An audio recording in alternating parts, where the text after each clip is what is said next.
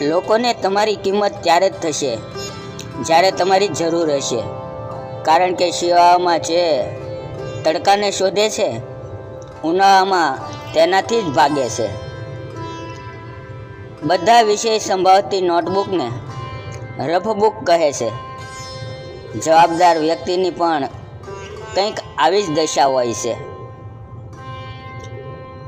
યાદ રાખજો, મા બાપને પારકાના ત્રાસ કરતાં દીકરાઓના ત્રાસ વધુ પીડા આપે છે.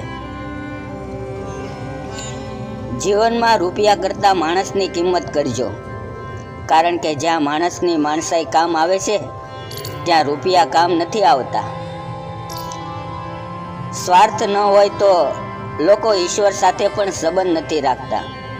તમે તો માણસ છો.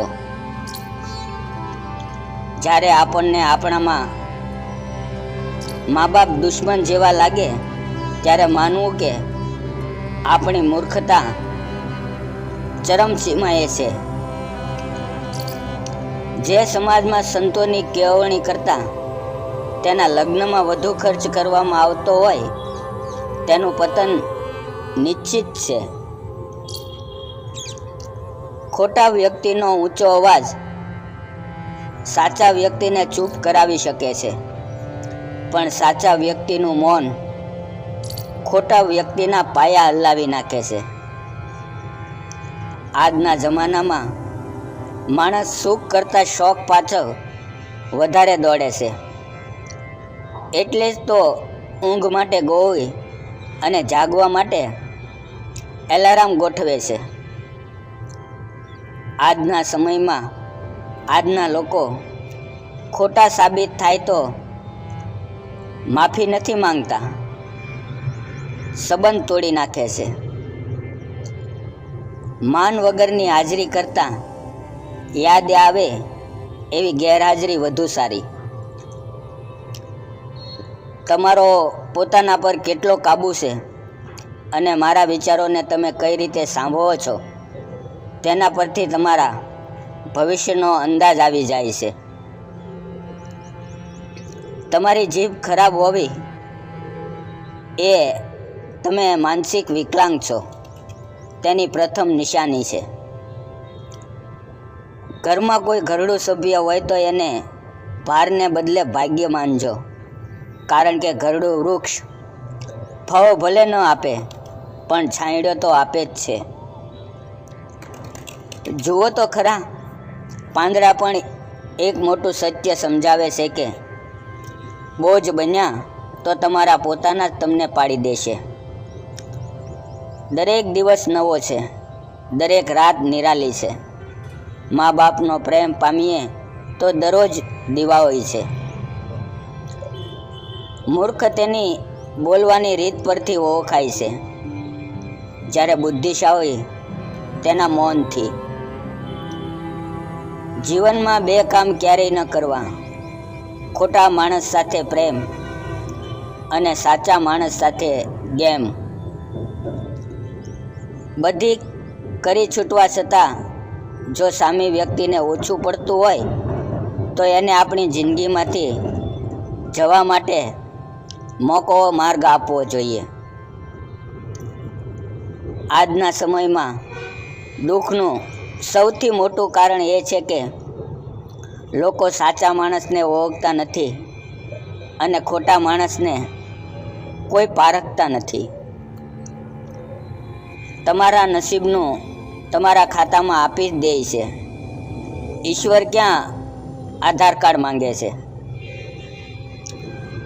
ચૂપ રહેવાથી શબ્દોને ગૂંગવામણ થાય છે, અને જો સાચું કહીએ તો લોકોને સમજાય છે. તેને સલામ એ હાથની કદર કરજો જે હાથોમાં તમને ઘડતા ઘડતા લાકડી આવી ગઈ. મિત્રો, ભરોસો સ્ટીકર જેવો હોય છે, બીજી વખત પહેલાં જેવો નથી ચોંટતો. ભરોસો કોની ઉપર કેટલો કરવો એની સમજ તો વિશ્વાસઘાત થયા પછી જ આવે છે. સમય બતાવી જ દે છે કે તમારી પાસે કેટલા પૈસા છે, પરંતુ પૈસા એ નથી જણાવી શકતા કે તમારી પાસે કેટલો સમય છે. પૈસા અને ઉંમર પર ક્યારેય અભિમાન કરવું નહીં, કારણ કે જેને ગણી શકાય ને તે ચોક્કસ ખતમ થાય છે. આપણને ઓછું મળ્યું છે એ આપણું દુઃખ નથી, પણ જે મળ્યું છે એ આપણને ઓછું લાગી રહ્યું છે એ આપણું મોટું દુઃખ છે. ફૂલોને પૂછ્યું કે તમે એવું તે કેવું પુણ્ય કર્યું કે તમે હાર બનીને સજો છો?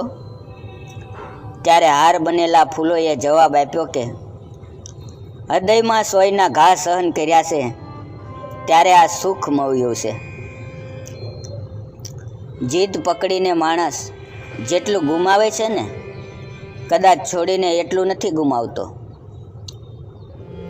ખોટું બોલવામાં કરેલ ઉતાવળ અને સાચું બોલવામાં કરેલું મોડું જીવનમાં ઘણું બધું ગુમાવી દે છે. સાચા સંબંધને સુંદરતા એકબીજાની ભૂલો માફ કરવામાં છે. એ સાચું, પરંતુ એ સમજણ આવે તે પહેલાં ઘટપણ આવી જાય છે. એકતા તો લોહી અને સંપમાં જ હોય છે. ઘીડીઓ ક્યાં કોઈ યુનિવર્સિટીમાં ભણવા જાય છે? રાહ માત્ર એની જ જોવી જેને તમારી દરેક ક્ષણની કિંમત ખબર હોય. બાકી નવરા સમજી લે એને પડતા જ મૂકવા પડે. સાહેબ, સમજુ માણસોની એક આદત હોય છે, એ સંબંધને તોડતો નથી પણ ઓછો કરી નાખે છે.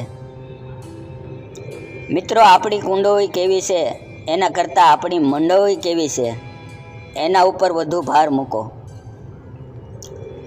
અનુભવ કહે છે કે જો મહેનત આદત બની જાય તો સફળતા ભાગ્ય બની જાય છે.